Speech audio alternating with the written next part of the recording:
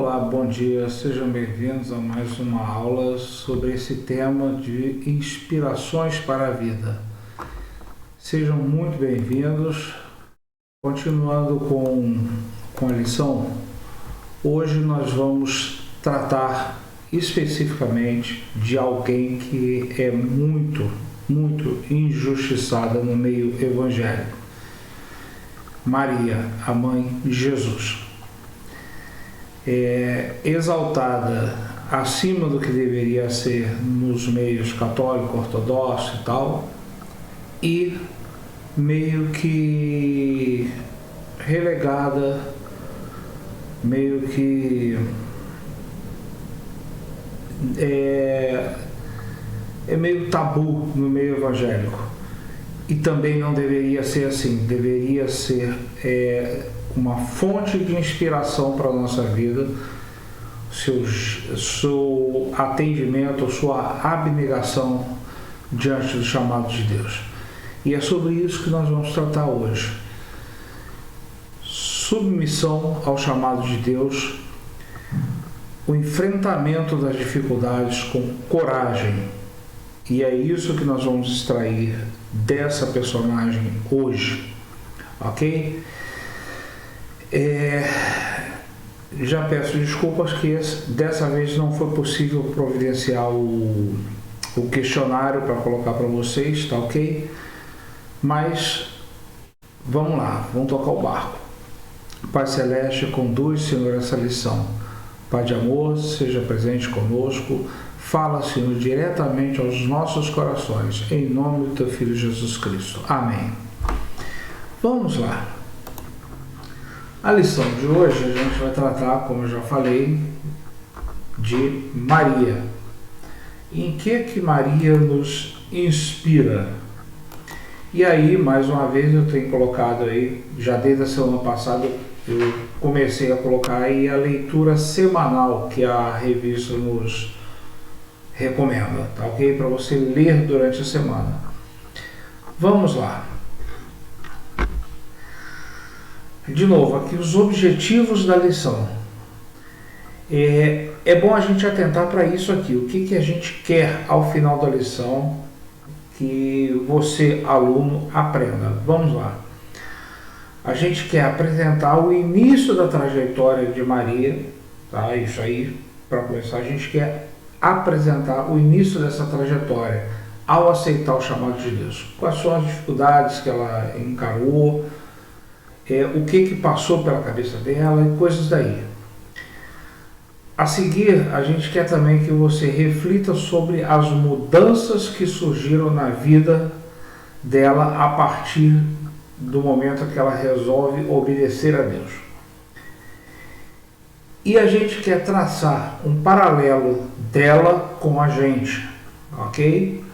Para que a gente possa refletir o que ela fez, o que ela tinha lá, por que ela agiu daquela forma, o que isso eu posso trazer para a minha vida hoje. Beleza? E como um adendo, a gente tem aí as reflexões das mudanças que ela encontrou durante a vida e a gente trazer isso para a gente. Não adianta nada a gente ficar falando de alguém lá do passado se a gente não puder trazer para a gente. E por fim, a gente vai refletir sobre o impacto de colocar ou não Deus nas nossas tomadas de decisão, tá ok? Esses são os objetivos da lição. E para a gente atingir esses objetivos, eu fiz aí um sumáriozinho para que você possa acompanhar. É o passo a passo aí da lição. Beleza? Vamos lá.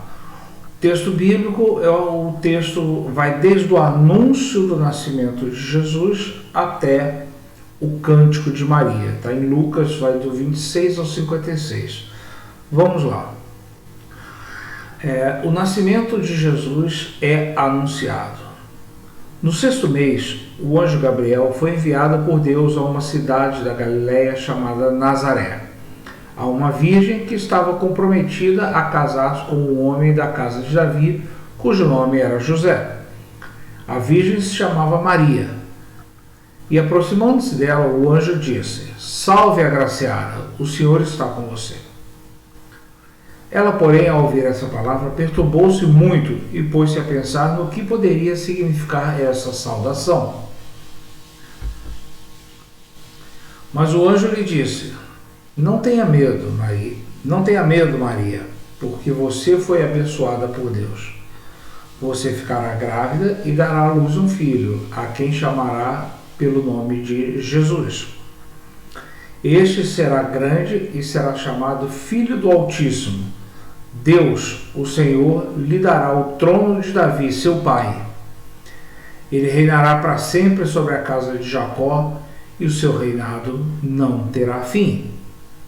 Então Maria disse ao anjo: Como será isso, se eu nunca tive relações com homem algum? O anjo respondeu: O Espírito Santo virá sobre você, e o poder do Altíssimo a envolverá com a sua sombra. Por isso, também o ente santo que há de nascer será chamado Filho de Deus. E Isabel, sua parenta, igualmente está grávida, apesar da sua idade avançada, sendo já este o 6º mês de gestação para aquela que diziam ser estéril. Porque para Deus nada há impossível. Então Maria disse: Aqui está a serva do Senhor. Que aconteça comigo o que você falou. Então o anjo foi embora. Maria visita Isabel. Naqueles dias, Maria se aprontou e foi depressa à região montanhosa, a uma cidade de Judá. Entrou na casa de Zacarias e saudou Isabel. Quando Isabel ouviu a saudação de Maria, a criança lhe estremeceu no ventre. Então Isabel ficou cheia do Espírito Santo e exclamou em alta voz: Bendita é você entre as mulheres, e bendito o fruto do teu ventre. E que grande honra é para mim receber a visita da mãe do meu Senhor. Pois logo que me chegou aos ouvidos a voz da saudação que você fez, a criança estremeceu de alegria dentro de mim. Bem-aventurada a que creu, porque serão cumpridas as palavras que lhe foram ditas da parte do Senhor. Cântico de Maria. Então Maria disse: A minha alma engrandece ao Senhor, e o meu espírito se alegrou em Deus, meu Salvador, porque ele atentou para a humildade da sua serva. Pois, desde agora, todas as gerações me considerarão bem-aventurados, porque o poderoso me fez grandes coisas. Santo é o seu nome. A sua misericórdia vai de geração em geração sobre os que o temem. Agiu com seu braço valorosamente. Dispersou os que, no coração, alimentavam pensamentos soberbos. Derrubou dos seus tronos os poderosos e exaltou os humildes. Encheu de bens os famintos e despediu vazios os ricos. Amparou Israel, seu servo, a fim de lembrar-se da sua misericórdia a favor de Abraão e de sua descendência para sempre, como havia prometido aos seus pais. Maria permaneceu 3 meses com Isabel e voltou para casa. Ok? Para a gente começar a lição, vamos fazer uma abordagem, só uma abordagem inicial. Quem é Maria? Vamos lá. VaptVupt é uma mulher provavelmente muito jovem, tá? Pela idade que se dava em casamento naquela época, muito provavelmente deveria ser talvez até uma adolescente recém-egressa na juventude, tipo assim,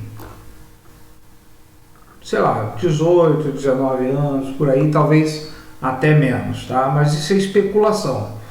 Não há nada que dê amparo para essa especulação. É só uma dedução, tá bom? Ela é bem jovem mesmo, porque ela ainda estava prometida, e isso não se fazia com mulheres mais velhas, só com mulheres... os casamentos arranjados eram bem novos, né? Eram bem novos. Ela estava prometida para casamento com José. Ela era moradora de uma cidade pequenininha, estima-se em torno de 400 habitantes, e olhe lá, tá? Na região montanhosa da Galileia, chamada Nazaré. Não falei montanhosa não, esquece que eu falei, não tenho certeza, mas eu acho que era montanhosa, mas eu não tenho certeza disso. Então eu não vou bater martelo nisso. Mas a cidade da Galileia é pequenininha, tá bom? Ela era descendente de Davi, está lá em Lucas 3, na genealogia de Jesus, mostra que ela era descendente de Davi. E ela mesma se descreve como serva de Deus. Ela mesma faz essa descrição, ela é serva do Senhor, como a gente viu lá no texto. Um detalhe que chama a atenção, e é isso que vai nortear toda a lição: ela demonstra total dependência da vontade de Deus. Ponto-chave para a lição: total dependência da vontade e soberania de Deus. Ponto-chave, tá ok? Guarda isso. Ela foi chamada de feliz pelo anjo, né? E pela sua prima Isabel. E esse é o outro ponto-chave da lição. Ao dizer sim para o chamado de Deus, para que assumisse aquela gravidez, ela põe em risco muita coisa. Ela enfrenta muita coisa, principalmente a incredulidade. Imagina se alguém hoje dissesse que apareceu grávida do Espírito. Não, você está grávida. Quem é o pai? Não tem pai. Eu estou grávida do Espírito Santo. Alguém acreditaria? Naquela época também não. Tá? Então ela enfrentou muita coisa. Tocando barco. Para a gente se contextualizar no Evangelho de Lucas, tá ok? Vamos lá. Ele apresenta uma genealogia diferente da de Mateus. Marcos não se preocupa com genealogia, João também não. Quem apresenta a genealogia de Jesus são Mateus, que apresenta para os judeus, por isso ele apresenta do tronco de José, a partir de José, porque judeu não considerava o ramo feminino, tá? Toda a genealogia era pelo pai. Lucas, como está escrevendo para gregos, isso é importante, ele está escrevendo para gregos, ele faz o contraponto em cima de Mateus, mas ele faz o contraponto mostrando a genealogia a partir da mãe. Dentro do contexto grego, a figura feminina é muito forte na mitologia, ela é muito forte dentro da espiritualidade. E aí, Lucas não tem problema em apresentar Jesus como sendo filho da Maria, e mostra a ascendência dele através do ramo da Maria. É diferente de Mateus, que por estar escrevendo para hebreus, para judeus, se ele apresentasse a partir de Maria, não teria credibilidade nenhuma. Tinha que ser, para os judeus, tinha que ser na descendência de José. Beleza? E aí ela recebe esse chamado para o cumprimento da profecia lá de Isaías, tá ok? Eis que a virgem conceberá e dará à luz um filho, e ele será chamado pelo nome de Emanuel, quer dizer Deus conosco, tá ok? Essa era a profecia lá de Isaías. Uma coisa que chama a atenção e a gente normalmente não observa é que esse aceite que ela deu, quando o anjo diz, olha, o Senhor quer te usar para trazer ao mundo o Messias, o Salvador, o filho dele e tal,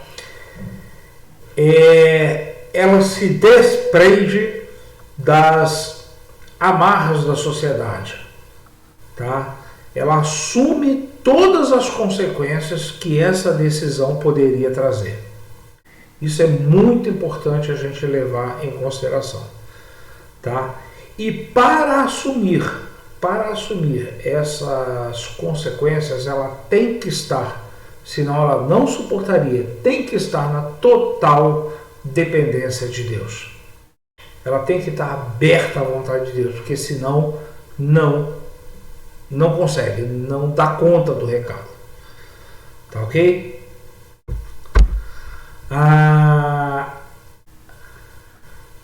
O que acontece?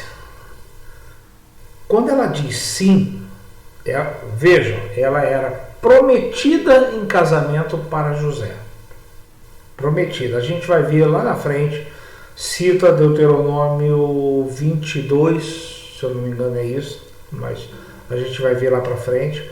Cita Deuteronômio que fala sobre a questão do casamento virginal. Era lei, tinha que casar virgem. Caso contrário, ela seria, se o marido descobrisse que ela não era virgem, ela poderia ser apedrejada. Tá, ok? Era isso que estava determinado na lei. Então ela assume todas essas consequências. Um outro detalhe, a mulher naquela época ela não tinha poder de decisão. Ela não poderia decidir nada. E Maria decide. Maria assume as consequências de tomar uma decisão sem consultar seus pais, o seu noivo, sem consultar a nenhum homem, nem mesmo a mãe dela. Ela assume as consequências. Eu aceito e pronto. Tá ok? E a gente tira dessa lição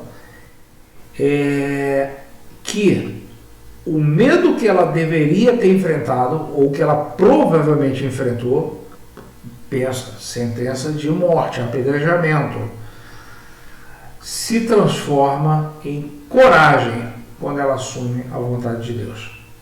Tá? E aí vai desde a gravidez até o ministério de Jesus já adulto e até ele na crucificação.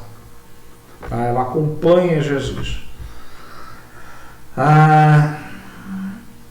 Eu já falei sobre isso. Maria desperta oposições. Não, isso aqui não.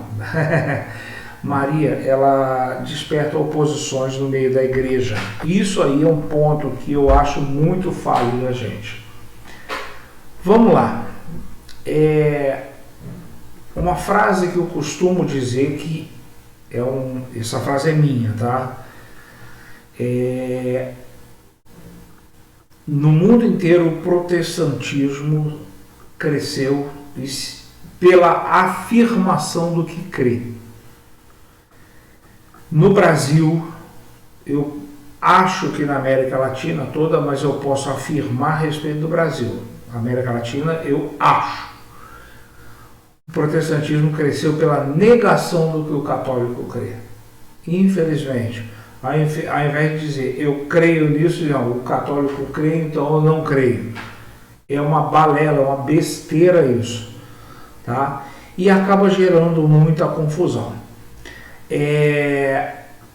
E aí a gente tem dois extremos. De um lado, alguns que exaltam Maria além do que ela deveria ser exaltada, né? Exaltam Maria, botam Maria num patamar, alguns chegam a colocar acima de Jesus, mas isso aí são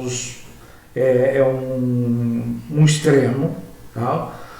Alguns colocam no mesmo patamar de Jesus, outros colocam um pouquinho abaixo, mas botam num nível alto demais. E no meio evangélico, infelizmente, muitos desprezam a figura, faz de conta que nem existe. quando se fala em Maria, parece que o troço não pode falar. Não, a gente tem que parar com isso. Vamos analisar a vida dessa pessoa. A gente não analisou Sansão, gente. Olha o quanto que Sansão aprontou. A gente não analisa Davi, a gente não olha para Davi, e Davi aprontou pra caramba. A gente não olha para Jacó também aprontou que só. Por que a gente não pode olhar para Maria também e olhar, ver o que tem de bom ali? Vão extrair ali o que ela tem de bom para ensinar para a gente.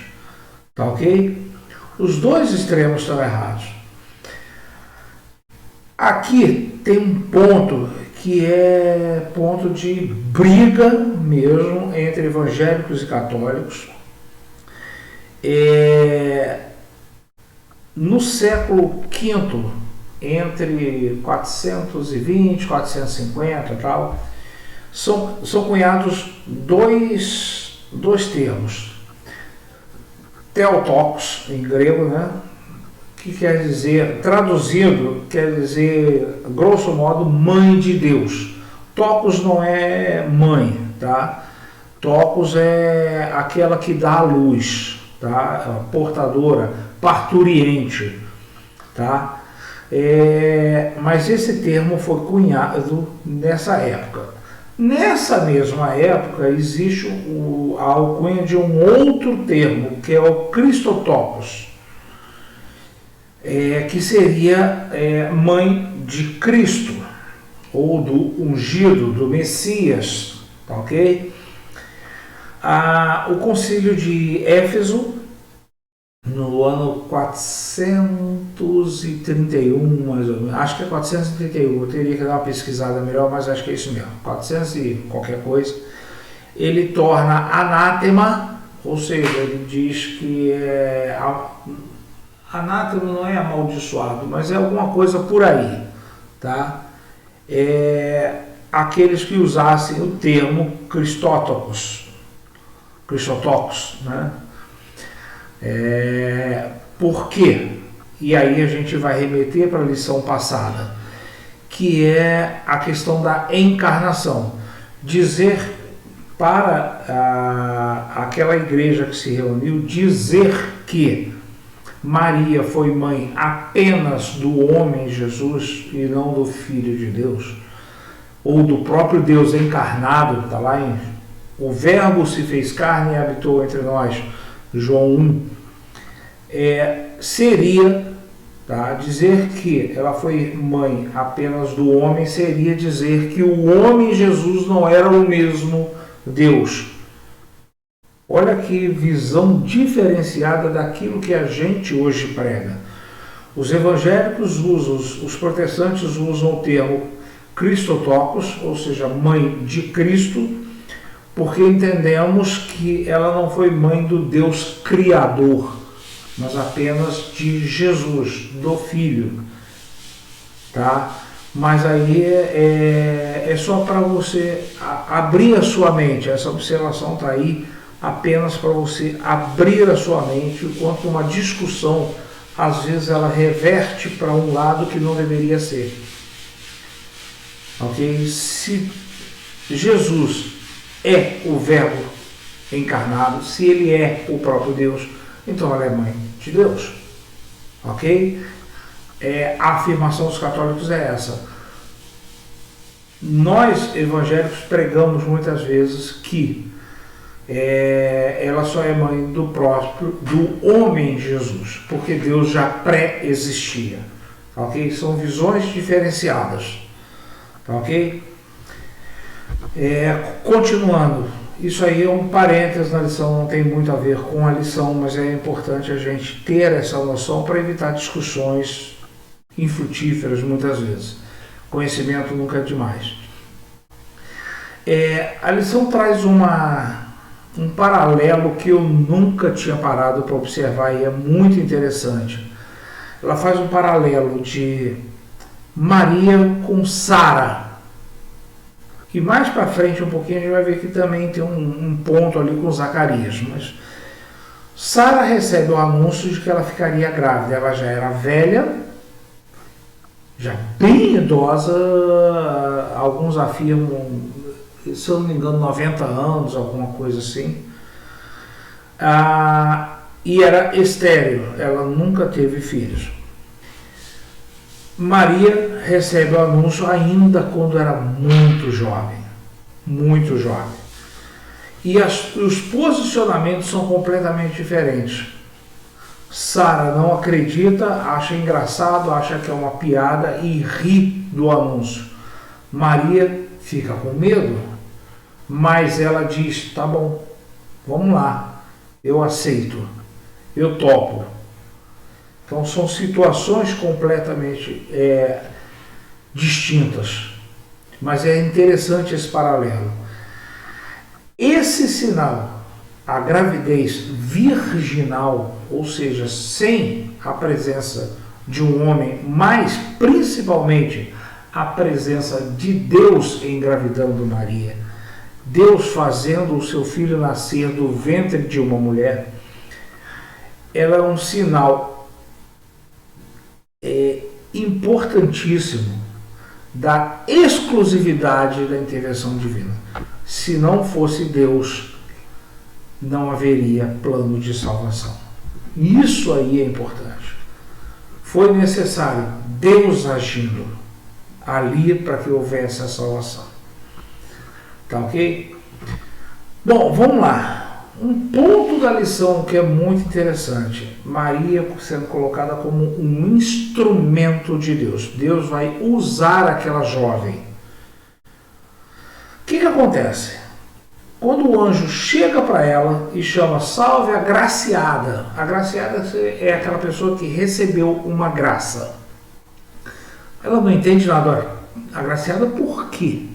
Quem está aí? Oi, quem está falando? Por que eu estou agraciada? Qual foi a graça que eu recebi? Né? E aí ela fica com medo. Vem cá, o que está acontecendo? O que vai ser? Quando o anjo fala para ela que ela vai ficar grávida, a gravidez para a mulher era uma bênção dentro do casamento. Fora era uma maldição. Dentro do casamento era tudo que a mulher mais queria. Fora do casamento era tudo que não podia acontecer. Então ela tem medo e não era para menos. Ok? De novo, já falei lá. No seu ambiente cultural ela também não poderia tomar decisões e ela toma, tá? Ao assumir a gravidez, ela assume o risco de ser sentenciada à pena capital, de ser apedrejada, porque ela iria se casar grávida. Ela poderia ser apedrejada até a morte. E como ela era virgem, ela nunca tinha tido contato, ela acha aquela informação absurda. Mas peraí, como assim? Como é que isso vai acontecer? E aí o anjo explica, tá ok? Ao o anjo explicar para ela, aquele medo se transforma em coragem. Aí, depois que o anjo explica, ela aceita. O que é esse anúncio de que o poder do Altíssimo iria encobri-la? O que isso faz com ela? Tá? O que isso faz? Ele dá para ela uma condição muito especial. Opa, Deus está comigo. Se Deus está comigo, eu não vou ter medo de nada, porque o meu Deus, o Deus Todo-Poderoso, aquele em quem eu confio, é que quer fazer a obra na minha vida. Eu estou nas mãos dele, eu estou segura.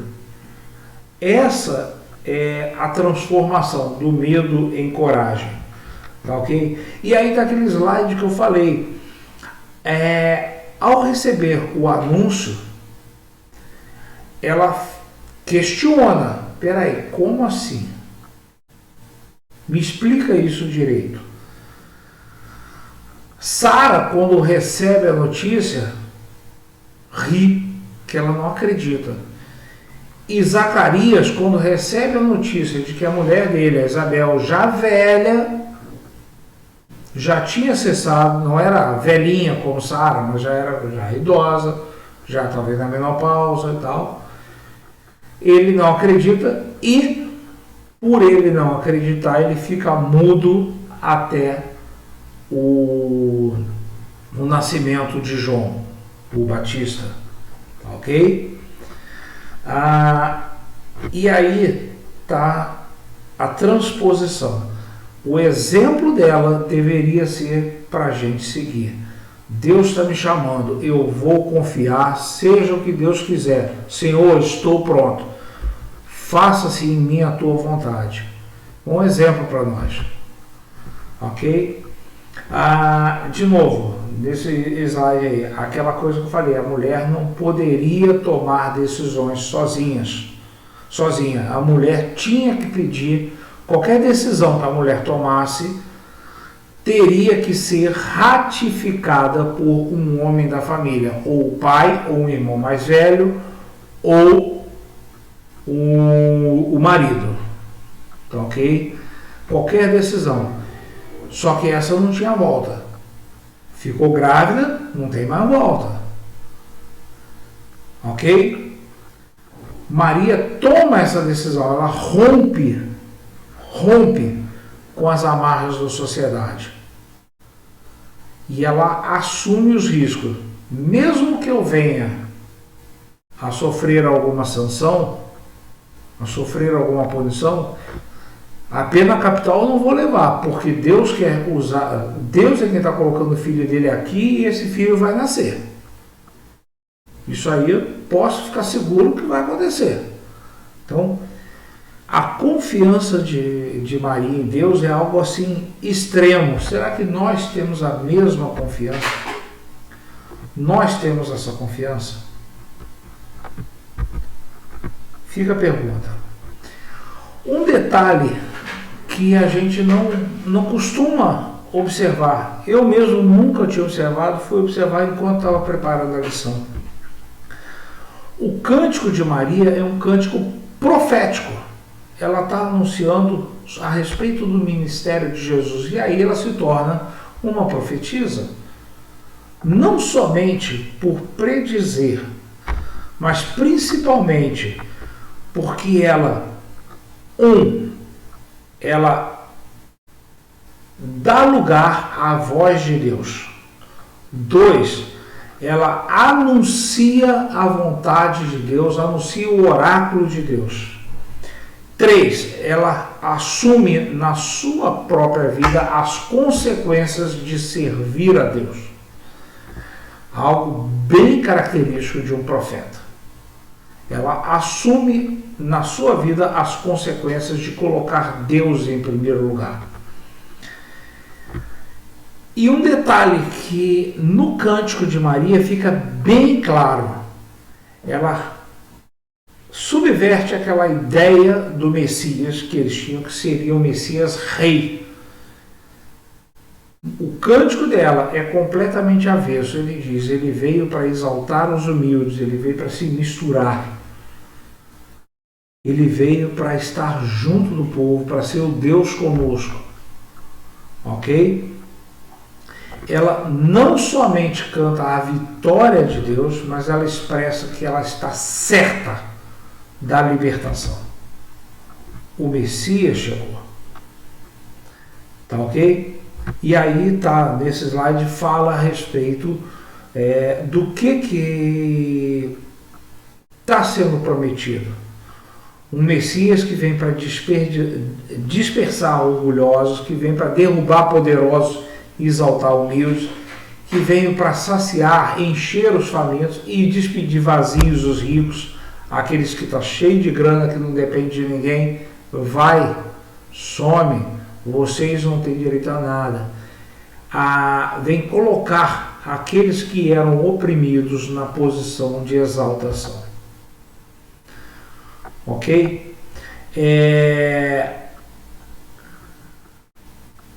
Esse cântico, ele mostra o quanto que Deus está muito, mas muito além daquilo que a gente imagina dele. A gente tem uma ideia desse tamanhozinho de um Deus que é desse tamanhão, não cabe na câmara. A gente tem uma ideia mínima de Deus, mas ele é muito maior, maior do que o próprio universo. Uma coisa interessante, Deus não usa apenas o ventre, apenas o útero de Maria. Deus usa também os seus lábios. Aqui está aquela parte que eu falei, ao assumir as consequências de Deus na sua vida, Maria se mostra na posição de profetisa, ok? E isso aí é um modelo para a gente. Ela coloca o seu eu, ela coloca a sua pessoa, os seus interesses, tudo na dependência de Deus. Ela abre mão do seu eu em favor do nós. A vinda do Messias é muito mais importante do que a minha própria vida. E um detalhe que chama a atenção, né?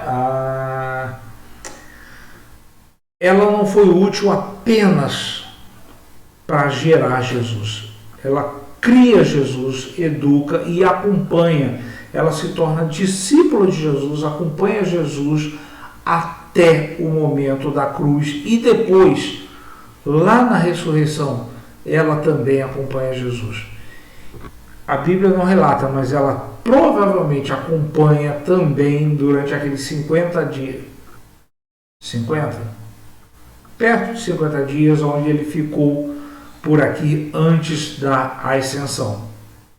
Ok? Ela acompanha Jesus o tempo todo, ela se torna uma discípula. Jesus não é só o filho dela, ele é o filho de Deus e ele é o mestre dela. O seu filho se torna o seu mestre. O que a gente aprende com ela? Estou chegando no meu limite de tempo aqui. O que a gente aprende com ela? O que é importante? O que a gente traz para a gente hoje? Tá? Infelizmente, a igreja meio que trata como um tabu. Eu já falei disso lá no início da aula. Trata como um tabu, não deveria.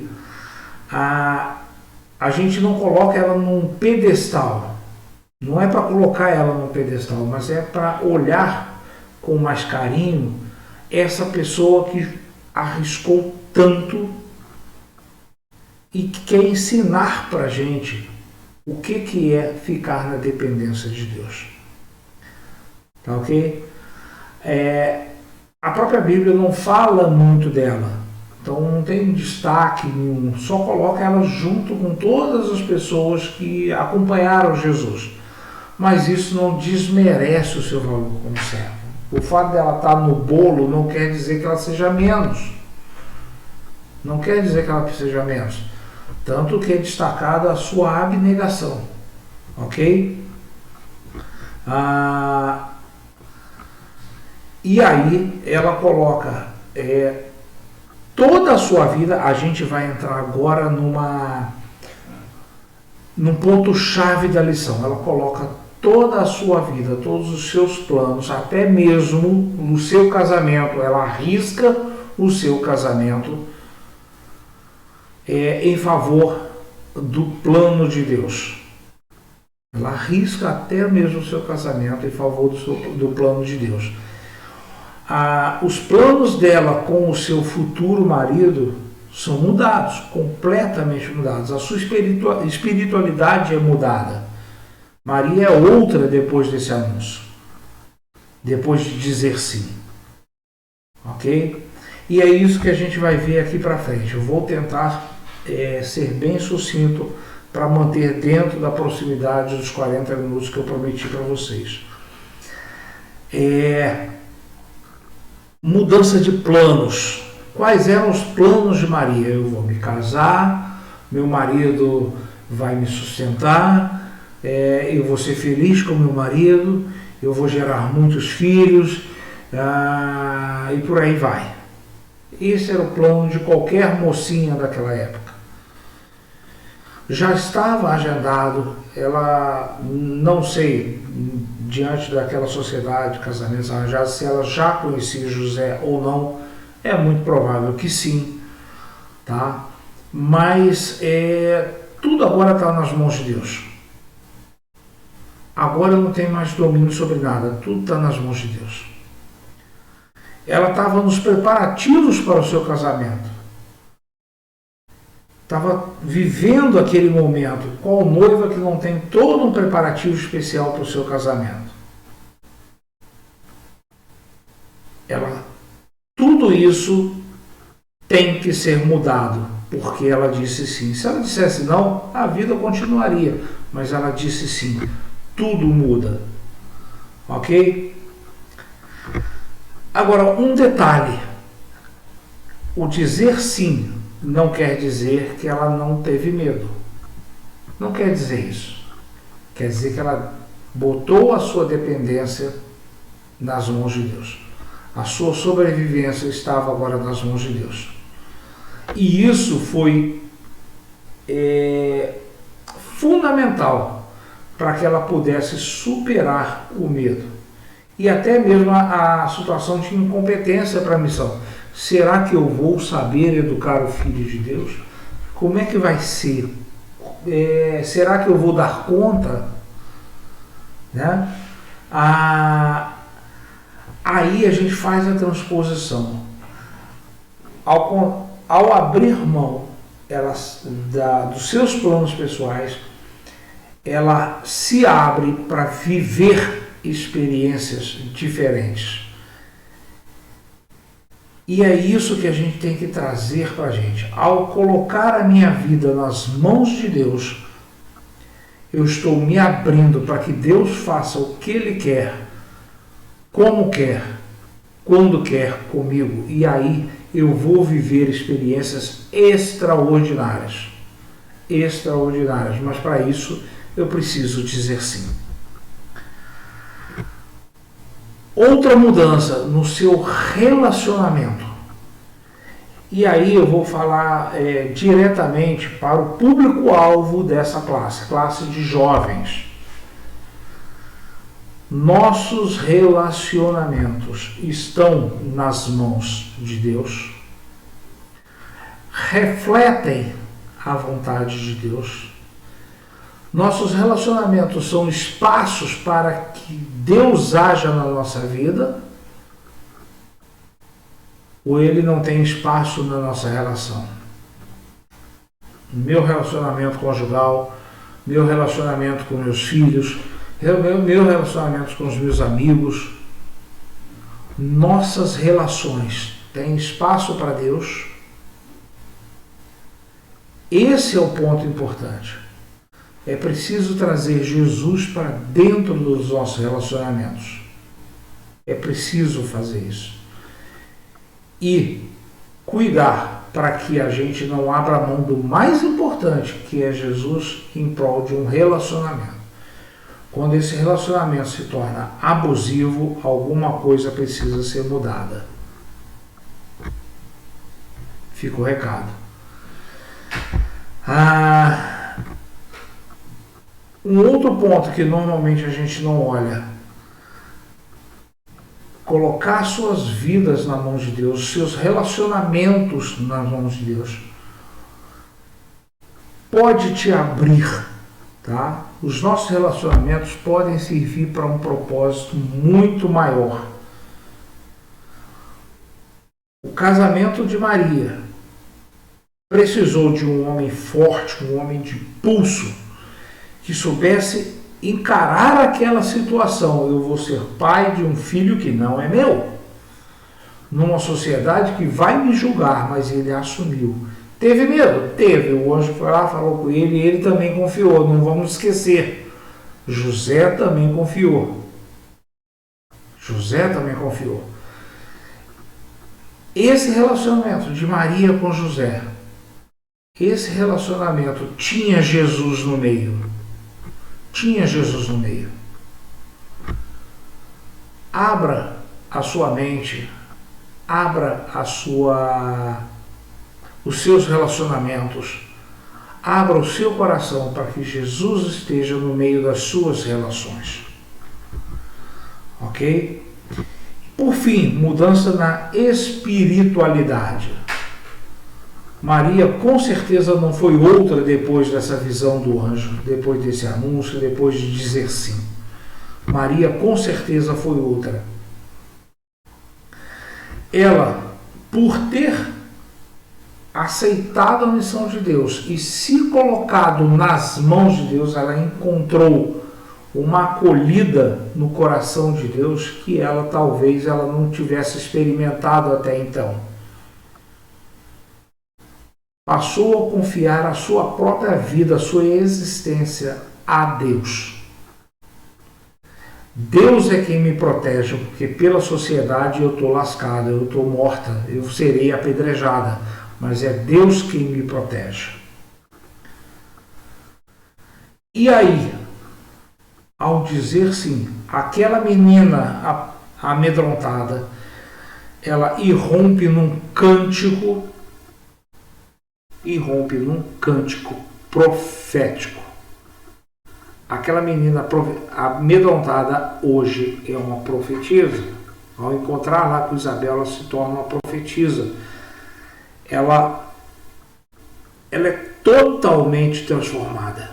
Essa transformação é que, se a gente se abrir, a gente pode experimentar. Mas para isso a gente precisa se abrir. A gente precisa estar à disposição de Deus para que Ele faça a mudança na nossa vida, para que a gente possa crescer também em experiência, em maturidade. A gente precisa estar nas mãos de Deus. Tá ok? E aí um detalhezinho, está lá embaixo, no último ponto, alguns medos do começo, as incertezas do começo, à medida que a gente vai vivenciando experiências, eles se tornam cada vez mais dissipados e a gente vai alcançando cada vez mais coragem para seguir em frente e a gente tem mais não é pulso firme, a gente tem mais embasamento, segurança, a gente tem mais segurança para levar o reino de Deus, para anunciar o reino de Deus. Essas mudanças só são possíveis se a gente se colocar nas mãos de Deus. Ok? Para a gente fechar a aula, o testemunho que ela deixa para a gente era de que Deus pode nos usar. Às vezes a gente fica pensando, Deus só usa fulano, aquele senhor, aquela senhora, aquele irmãozinho lá, tal. Ele pode usar a gente desde a tenra idade, desde criança. Usou Isaías ou Jeremias, estima-se com 8 anos, não lembro agora, mas usou Jesus ainda menino para falar com os doutores da lei. Usou uma jovem, Maria, para trazer ao mundo o Salvador. Deus pode nos usar desde jovem e vai nos dando a experiência e a segurança que a gente precisa. Qual é a sua disposição para encarar os desafios de Deus? Qual é a sua disposição? Fica a pergunta. Aí, para a gente fechar a lição, qual dessas mudanças que foi apresentada agora há pouco, a mudança de planos, a mudança de relacionamentos ou a mudança da espiritualidade, qual dessas 3 mudanças é mais difícil para você lidar, para você encarar? Qual delas que é mais difícil? E a pergunta que fica para você: quais são os desafios que Deus já fez para você, já te apresentou? Como é que você reagiu? O que você aprendeu? O que estava em jogo? É para você pensar.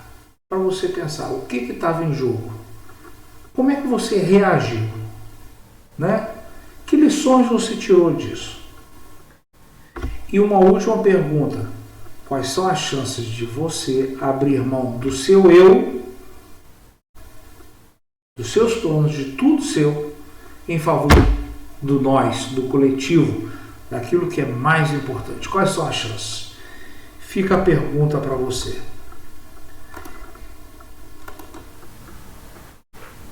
Deus, muito, muito, muito obrigado pela condução dessa lição, Pai. Muito obrigado. Abre-se nos nossos corações, desafia-nos, Senhor, a fazer a Tua vontade. Em nome do Teu Filho Jesus Cristo. Amém. Gente, até a próxima. Não se esqueçam, o link do material está aqui embaixo. Tá ok? Até a próxima semana.